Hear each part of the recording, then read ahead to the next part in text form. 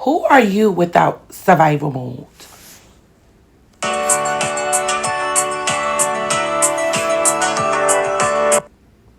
Hey, take a breath with me for a second. Welcome back to Pursuing Me with Sharita, the space where we slow down, reflect honestly, and grow intentionally. Today we're talking about something many of us don't even realize we're still carrying, and that is survival mode. Not the dramatic kind, not the crisis kind, but the quiet kind. The kind that becomes your personality. At some point in your life, survival was necessary. You had to be strong, you had to adapt, you had to stay alert, responsible, guarded, protective, and it worked, right? It worked. You thought it was normal, it felt good, it got you through. But survival was not meant to be permanent. Here's the question I want to ask you today. Who are you when you're no longer surviving? Survival mode looks like always being quote unquote on, like on the go, never resting, feeling like you got to keep doing and doing and doing, just always on. I was there before, that's why I could speak about it.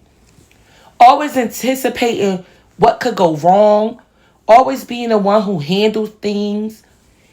It looks like the hyper independence, control disguised as responsibility, rest that feels uncomfortable.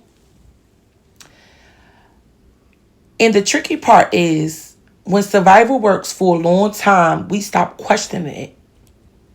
We tell ourselves, this is just who I am.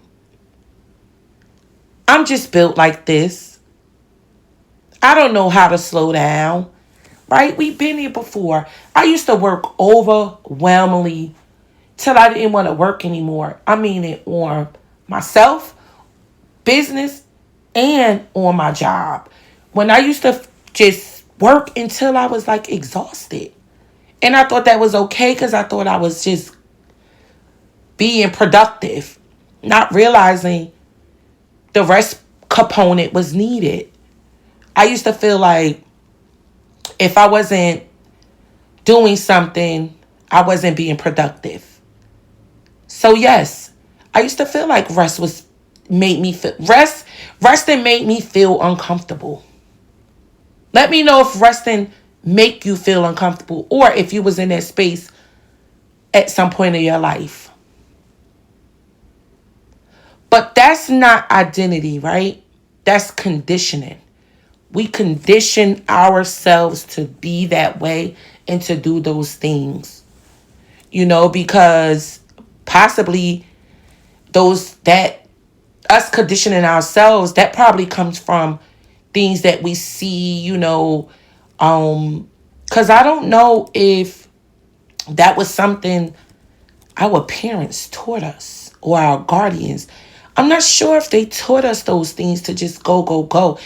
Maybe because it looked easy, from our parents. So we see them work, we see them provide, we see them take care of the home, we see them take care of us, and it looks so easy. So maybe I'm not sure if that's where it comes from, or it could come from you seeing other people success, and you see people just going and going and going, and you think that's what you're supposed to be doing when you're not really seeing their downtime. So yeah, maybe that's what it is. Maybe it was just you conditioning yourself.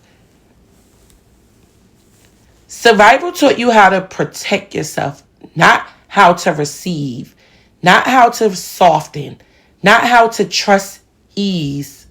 So when life starts to calm down, when the chaos get quiet, when you might feel lost. Not because something is wrong, but because survival wasn't doing the steering. Survival wasn't controlling anymore, so it felt uncomfortable. It was unfamiliar. It starts to feel unfamiliar when, opposed to getting up at 8 a.m., you're getting up at 5 a.m.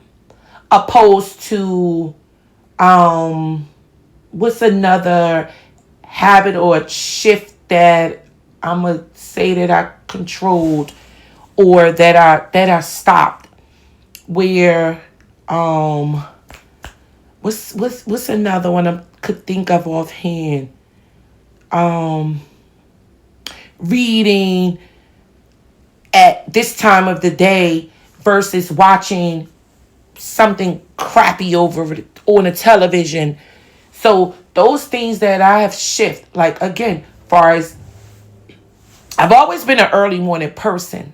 However, I've turned into that person where I'm just laying there, possibly thinking about things versus doing things, or feeling like I always have to be thinking about doing work versus doing the inner work, right? So I was just surviving and I wasn't doing the steering. So now I have control of that steering wheel because I know being in survival mode, I had me crash every single time. Let me ask you something. If you didn't have to protect yourself anymore, what part of you would finally get to breathe? What part? Who would you be without urgency, without overthinking, without proving your worth through exhaustion, as I just spoke of? Would you rest more? Speak more honestly? Set boundaries sooner? Ask help? Ask for help without feeling guilty? Survival made you strong, but growth is asking you to be safe. And safe isn't found in control.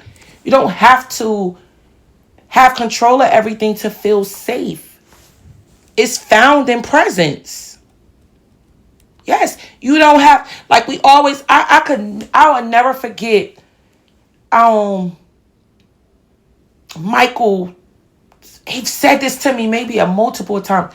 You don't have to control everything. You become overwhelmed, or you get this certain anxiety, or you get this certain feeling, or you get upset because you want to control everything. And not until I started to learn certain things, yes, it is a form of control that I was dealing with. And you don't have to have control to try to make things and to try to keep yourself safe, or situations for that matter. So guys, so today, don't rush to change anything. I want you to just notice. Notice where you're still operating from protection instead of trust.